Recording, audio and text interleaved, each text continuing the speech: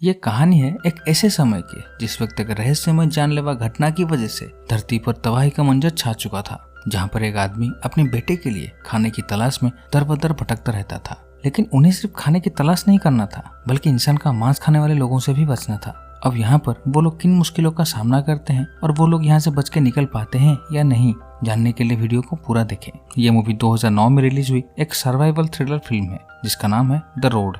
तो बिना देरी किए कहानी को शुरू करते हैं, लेकिन उससे पहले चैनल को सब्सक्राइब कीजिएगा। कहानी के शुरुआत में एक खुशहाल परिवार को देखते हैं, लेकिन एक दिन जब रात को सब सो रहे थे तब एक प्रलयकारी घटना की वजह से धरती पर पल रहे हर एक जीव की जिंदगी बदल जाता है, जिसने लगभग सभी जानवर और पेड़ पौधों को खत्म कर दिया है और दुनिया के ज्यादातर घर और मकान तबाह हो गए हैं। अब खाना खत्म होने की वजह से लोगों ने जिंदा रहने के लिए कुछ बड़े और मुश्किल रास्तों पर चलना शुरू कर दिया है। फिर प्रेजेंट में एक आदमी और उसके बेटे को देखते हैं जो खाना और रेफ्यूज कैंप की तलाश में शहर से दूर जा रहे हैं। रास्ते में वो आदमी अपने बेटे को बता रहा होता है कि कैसे कुछ ही दिनों में दुनिया तबाह हो रहा है, जहाँ पर बार बार भूकंप की वजह से धरती के सारे पेड़ जल्दी ही गिर जाएंगे, जिससे सर्दी और अंधकार में सब कुछ ढक जाएगा।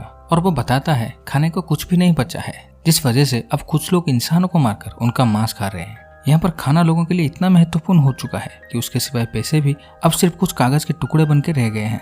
दोनों बाप बेटे आगे बढ़ते हुए देखते हैं कि कैसे ये दुनिया इतनी जल्दी राख में बदल रहा है। फिर आगे बढ़ते हुए वो लोग खाना ढूंढते हुए जब वे घर में घुसते हैं, तभी वहाँ पर उस परिवार की लाशें लटकती हुई देखते हैं। वो लोग समझ जाते हैं कि भूख बर्दाश्त ना कर पाने के कारण वो लोग खुदकुशी कर चुके हैं। उसके थोड़ी देर बाद वो आदमी अपने बेटे को एक बंदूक दिखाता है और उसे बताता है कि ये गोलियां उन दोनों के लिए हैं, और उसे ये भी बताता है कि समय आने पर उन्हें खुद को मारना होगा, क्योंकि इंसान का मांस खा रहे लोगों के हाथ से मरने से बेहतर है खुद को मार देना। तभी हम फ्लैशबैक में देखते हैं उस आदमी की पत्नी पियानो के बगल में बैठकर खाना खा रही होती है, लेकिन तभी वो घबरा जाती है जब उसे पता चलता है कि उसका बच्चा बाहर आने वाला है। वो खुश होने की बजाय संकोच करने लगती है, क्योंकि धरती पर चल रही इन हालातों को उसके बच्चे को झेलना पड़ेगा। लेकिन उसका पति उसे समझाता है कि इन हालात में उन्हें मिलकर उसका सामना करना होगा। उसके बाद वो आदमी उसकी पत्नी की मदद करता है और फिर वो अपने बच्चे को जन्म देती है। अगले सीन में प्रेजेंट के समय देखते हैं, जहाँ पर वो आदमी और उसका बेटा एक कार के अंदर आराम कर रहे होते हैं,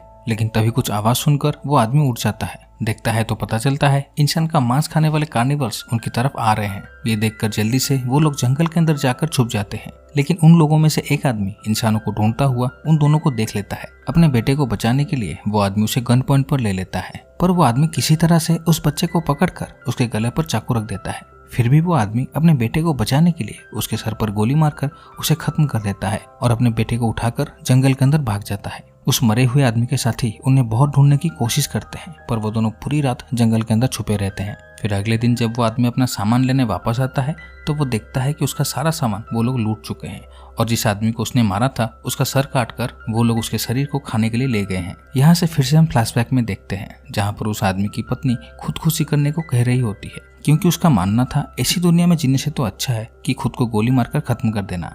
उसको इस बात की भी डर होता है कि इंसान का मांस खाने वाले लोग कभी न कभी उन्हें पकड़ लेंगे और उनको रेप करके उनके शरीर को भी खा लेंगे। लेकिन वो आदमी अपनी पत्नी को बहुत समझाता है और कहता है तुम्हें हार मानने की ख्याल दिमाग से निकाल देना चाहिए और हमें इस तबाही के साथ लड़ना चाहिए। लेकिन उसकी पत्नी कहती है मैं बस अपनी जिंदगी ऐसे गुजारना नहीं चाहती हूँ, और वैसे भी उनके सारे पड़ोसी खुदकुशी कर चुके हैं। फिर हम प्रेजेंट में देखते हैं, जहाँ पर वो आदमी अपने बेटे के साथ एक जगह रात गुजार रहा होता है। वहाँ पर वो आदमी अपने बेटे को उन बुरे लोगों से दूर रहने को समझा रहा होता है और बताता है कि दुनिया में अब ज्यादा अच्छे इंसान नहीं बचे हैं। कि हमने उस आदमी को मारा इसका मतलब ये नहीं कि हम बुरे हैं, हमने बुरे इंसान को मारा इसलिए हम अच्छे हैं। फिर अगले दिन खाने की तलाश में उन्हें एक वेंडिंग मशीन से कोल्ड ड्रिंक मिलता है, जिसे वो लड़का बड़ी ही खुशी से पीता है, क्योंकि वो अपनी जिंदगी में पहली बार कोल्ड ड्रिंक पी रहा था। फिर वो लोग आगे जाके एक ट्रक के अंदर रात बिताते हैं, जहाँ पर हमें पता चलता है कि वो लोग दक्षिण की तरफ समुद्र के तट की तरफ बढ़ रहे हैं।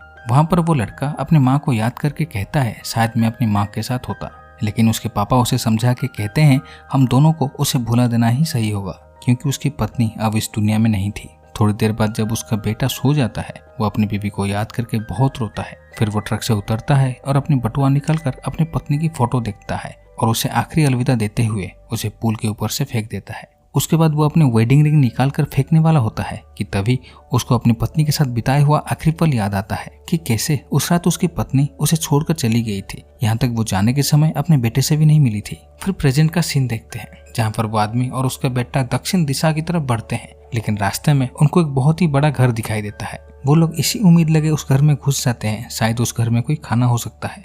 लेकिन जब वो लोग किचन में खाना ढूंढ रहे होते हैं तभी उस आदमी को फर्श पर एक ताला नजर आता है। उसके बाद वो एक कुल्हाड़ी की मदद से उस ताला को तोड़ने में कामयाब हो जाते हैं। लेकिन जैसे ही वो अंदर जाते हैं तो देखते हैं कई सारे लोग अधमरे हालत में पड़े हुए थे। वो ये देखकर समझ जाते हैं कि इन लोगों को खाने के लिए रखा गया है। इसी बीच उनमें से एक आदमी उन्हें मदद मांगते हुए उसे पकड़ लेता है, पर वो लोग किसी तरह से वहां से निकलने में कामयाब हो जाते हैं। अब जैसे ही वो लोग वहां से बाहर निकलने की कोशिश करते हैं, वहां रह रहे कार्निवल्स वहां वापस आ जाते हैं। फिर ये दोनों खुद को बचाते हुए बाथरूम में छुप जाते हैं। जैसे ही उन्हें लगता है वो लोग पकड़े जाएंगे, वो लोग खुद को मारने की फैसला करते हैं, पर तभी बंधे हुए लोग शोर करने लगते हैं। फिर जैसे ही उन लोगों का ध्यान बंधे हुए लोगों की तरफ जाता है, ये लोग वहां से भागने में कामयाब हो जाते हैं। उसके बाद वो दोनों अंधेरा होने तक उस घर से थोड़ी सी दूर पर इंतजार करते हैं। फिर जैसे ही अंधेरा होता है वो दोनों वहां से निकल जाते हैं। फिर थोड़ी दूर जाके दोनों एक जगह आराम करने को रुकते हैं। उसके बाद दोनों बचा हुआ खाना खाने के बाद वो बच्चा अपने पापा से एक वादा करने को कहता है कि वो दोनों चाहे कितने भी भूखे हो जाए, लेकिन वो कभी किसी इंसान को नहीं खाएंगे। जिस पर वो आदमी हंसते हुए हाँ करता है।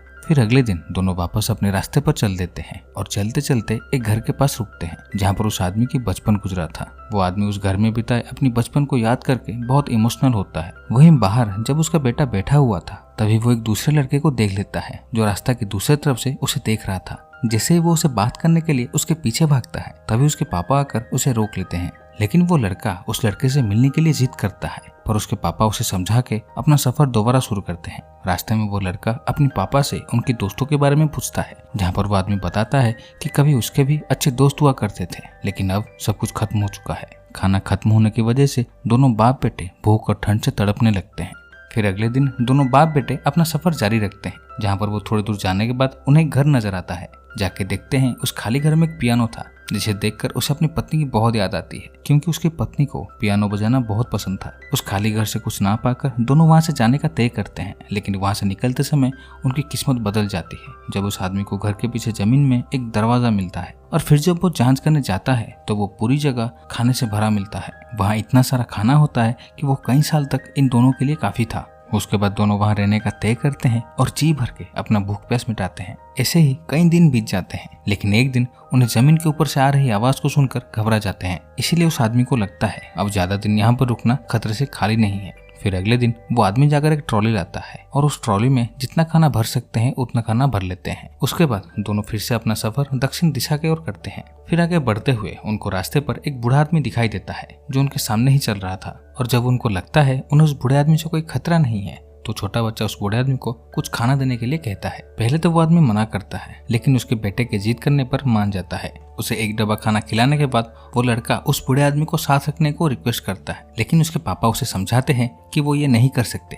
लेकिन उस लड़के की जिद करने पर वो आदमी उस बूढ़े आदमी को अपने साथ डिनर करने बुलाता है। रात को डिनर खत्म करने के बाद दोनों उनके साथ हुआ इस मुश्किल परिस्थिति को याद करके बहुत इमोशनल होते हैं, जहाँ पर हर कोई किसी अपने को खोया था। अगली सुबह जब वो बूढ़ा आदमी और दोनों बाप बेटे अपने रास्ते पर निकल रहे होते हैं तो वो बच्चा अभी भी अपने पापा से कहता है कि हमें उस बूढ़े आदमी को अपने साथ लेकर चलना चाहिए। वो आदमी अपने बेटे को समझाता है कि जितना हो सके उन्होंने उस बूढ़े आदमी का मदद किया और उसे ये भी बताता है कि अगर ऐसे ही मदद करते रहे तो उनके पास आने वाले समय में खाना नहीं बचेगा। फिर दोनों आगे बढ़ने से पहले खाने वाली ट्रॉली को जंगल में छुपाने की तय करते हैं ताकि वो आसपास के घर का जायजा ले सके। लेकिन थोड़ी सी आगे जाने पर उन्हें इंसान की खोपड़ी और खून से भरा जमीन नजर आता है। तभी देखते हैं इंसान का मांस खाने वाले लोग एक औरत और उसके बच्चे का पीछा कर रहे होते हैं, जिसे देखकर ये दोनों जंगल के अंदर छुप जाते हैं। उसके बाद वो कार्निवल्स उस औरत और उसके बच्चे को पकड़ लेते हैं और उन्हें मार डालते हैं। इस तरफ दोनों बुरी तरह से घबरा के जंगल के अंदर भाग रहे होते हैं, पर तभी वहाँ पर एक बहुत बड़ा भूकंप आ जाता है, जिससे वहाँ का बड़े बड़े पेड़ गिरने लगता है। अब गिरते हुए पेड़ों से बचने के लिए दोनों एक गिरे हुए पेड़ के नीचे छुपकर अपनी जान बचा लेते हैं। फिर अगले सीन में देखते हैं अब उस आदमी की शरीर धीरे धीरे हार मान रहा होता है, लेकिन ऐसी स्थिति में होने के बाद भी वो दक्षिण दिशा की ओर बढ़ता चला जा रहा था। वो लोग आगे बढ़ते हुए जल्दी ही समंदर के किनारे पहुंच जाते हैं, लेकिन समंदर को इतनी बुरी हालत में देखकर छोटा लड़का निराश हो जाता है। तभी उस आदमी को समुद्र के किनारे एक तबाह हुआ जहाज दिखाई देता है। देखकर सोचता है शायद उसको उसके अंदर कुछ जरूरी सामान मिल जाए, इसीलिए वो अपने बेटे को सामान का ध्यान रखने के लिए छोड़कर चला जाता है। लेकिन वो लड़का थकान की वजह से जल्दी ही सो जाता है। तभी हम देखते हैं एक आदमी हाथ में चाकू लेकर उस बच्चे के पास आता है, और जब वो लड़का उठता है तो देखता है उसका सभी सामान गायब हो चुका है। और तभी वो आदमी जहाज से एक फ्लेयर गन लेकर वापस आता है तो देखता है उसका सारा सामान चोरी हो चुका है। फिर वो आदमी बिना देरी किए अपने बेटे को उठाकर जल्दी उस चोर का पीछा करने लगता है और थोड़ी दूर पीछा करने के बाद उन्हें वो चोर मिल जाता है। वो आदमी चोर को गोली मारने की धमकी देकर उनकी सामान लौटाने को कहता है, पर वो चोर नहीं मानता। लेकिन जब वो लड़का अपने पापा को उसे मारने को मना करता है तो फिर चोर का इरादा बदल जाता है। उसके बाद वो आदमी अपने सामान के साथ चोर के कपड़े उतारकर उसे रोड पर बिना कपड़े के छोड़ देता है। लेकिन उस छोटे बच्चे को अपने पापा का ऐसा काम पसंद नहीं आता, जिस वजह से वो अपने पापा के साथ बहस करने लगता है। आखिरी में उसके पापा मान जाते हैं और वापस उस आदमी के पास जाते हैं, लेकिन वो चोर वहां पर नहीं था, इसलिए उसके कपड़े लौटाने के साथ उसके लिए थोड़ा खाना भी छोड़ाते हैं। फिर आगे बढ़ते हुए दोनों समंदर के किनारे होते हुए एक तबाह हुई छोटी सी शहर में पहुंचते हैं। लेकिन इसी बीच जब वो लोग किसी चीज को देख रहे होते हैं तभी वो एक तीर से घायल होते होते बाल बाल बचते हैं। फिर दोनों जैसे ही अपनी जान बचाने के लिए ट्रॉली के पीछे छुपते हैं तभी एक और तीर आकर उस आदमी के पैर पर लगता है। लेकिन इससे पहले वो आदमी एक और तीर चला पाता, वो आदमी वही फ्लेयर गन चलाकर उसे घायल कर देता है। फिर वो अपनी गन निकालकर उसके घर में घुसता है तो देखता है तीर चलाने वाला आदमी मरा पड़ा है और बगल में उसकी पत्नी रो रही है। उसके बाद वो वहां से निकलकर अपनी घाव को पट्टी करता है और दक्षिण दिशा की ओर अपनी सफर जारी रखता है। लेकिन अब उस आदमी की हालत इतनी बिगड़ चुकी है कि वो चल नहीं सकता था और खून की उल्टी करने लगता है। उसके बाद वो अपना सामान वहीं छोड़कर आगे बढ़ता है और समंदर के किनारे रेस्ट करने का तय करता है। आखिरी समय में वो अपनी पत्नी के साथ बिताए हुआ सुनहरे पल को याद करता है और अपने बेटे को दक्षिण की तरफ बढ़ने को सलाह देता है और उसे ये भी बताता है कि उसे गन अब उसके पास रखना होगा। लेकिन बेटा रोते हुए कहता है कि मैं आपको छोड़ के नहीं जाऊंगा। लेकिन वो आदमी उसे रोते हुए समझाता है कि उसे जाना पड़ेगा और अच्छे लोगों का तलाश करना पड़ेगा। फिर अगले दिन सुबह होते ही वो लड़का देखता है उसके पापा अब इस दुनिया में नहीं रहे। फिर भी वो खुद के आंसू पर काबू करता है और उसके पापा को कंबल में ढककर उनका गन अपने पास रख लेता है। फिर वो समंदर के किनारे होते हुए दक्षिण की तरफ बढ़ता है। लेकिन थोड़ी दूर जाते ही एक आदमी को उसकी तरफ आता हुआ देखकर उस पर बंदूक तान देता है। वो अजनबी उसे समझाकर उसे अपने साथ चलने को बोलता है, पर वो लड़का नहीं मानता और उसे अच्छा आदमी होने का सबूत मांगता है। तभी वो अजनबी कहता है उसके 2 बच्चे हैं, जिसमें एक लड़का है और एक लड़की है, और उसे ये भी बताता है कि वो लोग इंसान का मांस नहीं खाते। ये सब सुनकर लड़के को उस आदमी पर भरोसा होने लगता है। फिर वो अपने पापा को आखिरी बार मिलकर उस फैमिली के पास वापस चला जाता है। यहाँ पर उस अजनबी की पत्नी उसे देखकर बहुत खुश हो जाती है और उसे कहती है, हम लोग तुम दोनों को बहुत समय से पीछा कर रहे हैं क्योंकि हमें तुम्हारी फिक्र हो रही थी। उनकी इस तरह की बातें सुनकर उस लड़की की आंखें भर आता है और तभी वो उनके बच्चों के साथ उनके डॉग को देखकर समझ जाता है कि वो सब अच्छे इंसान हैं। और इसी एंडिंग के साथ ये मूवी यहीं पर खत्म होती है। तो दोस्तों, आपको ये कहानी कैसी लगी कमेंट करके जरूर बताइएगा और ऐसे ही कहानी देखने के लिए इस वीडियो को लाइक कीजिएगा और चैनल को सब्सक्राइब कीजिएगा। तब तक के लिए मिलता हूँ आपसे अगले वीडियो में। Take care.